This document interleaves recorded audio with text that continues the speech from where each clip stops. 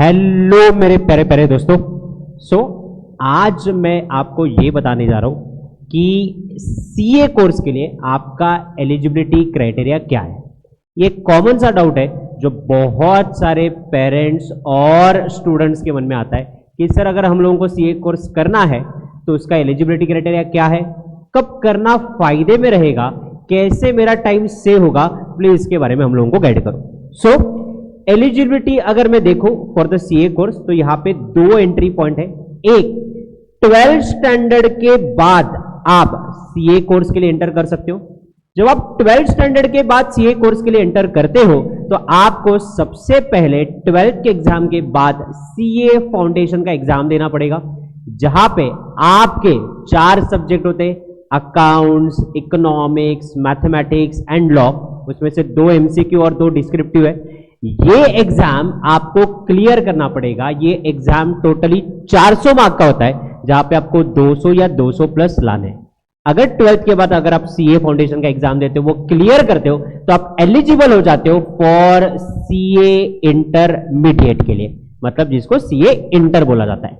But there is another alternate option also. कुछ लोग 12th की जगह बाद में आपका जो ग्रेजुएशन है वो बीकॉम ग्रेजुएशन या कोई दूसरा पोस्ट ग्रेजुएशन कंप्लीट करने के बाद सीए कोर्स के लिए क्या दोबारा एंटर कर सकते हैं? यस, एंटर कर सकते हैं। तो वो एंटर करने के लिए उनको एडवांटेज क्या हो जाता है? तो उनको एडवांटेज ये हो जाता है कि आपका जो फाउंडेशन का लेवल है वो आपको देने की जरूरत नहीं है, आप डायरेक्ट एंटर करते हो फॉर सीए इंटरमीडिएट। बट देखो यारो, time is a money and time is a precious. तो मेरा ये सजेशन है कि जो लोग जेन्युइनली फ्यूचर में सीए करना चाहते हैं उनको 12th के बाद सीए कोर्स के लिए एडमिशन लेना चाहिए। क्यों? क्योंकि कहीं ना कहीं तो वो लोग अपना 3 साल वहां बचा लेते हैं। जैसे कि आप लोगों को पता है कि सीए फाउंडेशन का एग्जाम 12th के बाद आप अपीयर कर सकते हो, और ये एग्जाम साल में 3 बार होता है। तो बट ऑब्वियसली हर 4 महीने बाद ये एग्जाम हो रहा है, तो एक बार आपने सीए फाउंडेशन क्लियर कर लिया तो उसके बाद आपको सीधा एंट्री मिलता है फॉर सीए इंटर के लिए। बट अगर आप ये सोच रहे हो कि नहीं 12th के बाद मैं पहले ग्रेजुएशन कंप्लीट करूंगा, तो आपका ग्रेजुएशन कंप्लीट होने में 3 साल लगते हैं, उसका रिजल्ट आएगा उसके लिए और 3-4 महीने लगते हैं, उसके बाद आप डायरेक्ट एंट्री के बाद आप सीए इंटर के लिए करते हो, तो 1 साल बचाने के चक्कर में आप 3 साल उस करियर को आपको क्या कर रहे हो? वेट करवा रहे हो।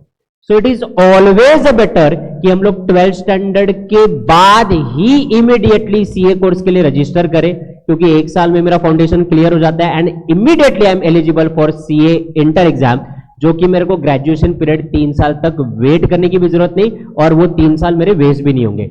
उल्टा आप अगर सीए कोर्स के साथ साथ आपका ग्रेजुएशन कंप्लीट भी कर लोगे तो 1 साल में आपकी 2 डिग्री आएगी।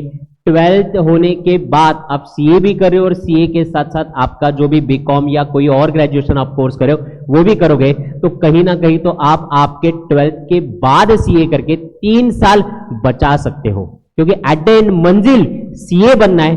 बट सीए बनने में आप कितना जल्दी सीए बनते हो वो ज्यादा मैटर करता है। सो 12th के बाद सीए करना ज्यादा बेहतर होता है।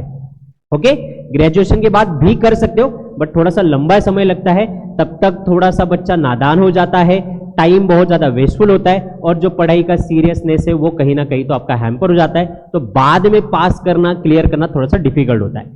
12th के बाद करते हो तो कहीं ना कहीं तो जो 12th स्टैंडर्ड का सिंसेरिटी है, बोर्ड्स एग्जाम का सिंसेरिटी है, उसी को कंटिन्यू मिलता है, और सीए आप जल्दी बनते हो और जल्दी क्लियर करते हो। तो this is all about the eligibility criteria for CA courses. For the detail information do contact to the Inspire Academy. आपको कोई भी डाउट्स है, कोई भी शंका है, you can reach up to us. For additional information follow Inspire Academy. Bye bye.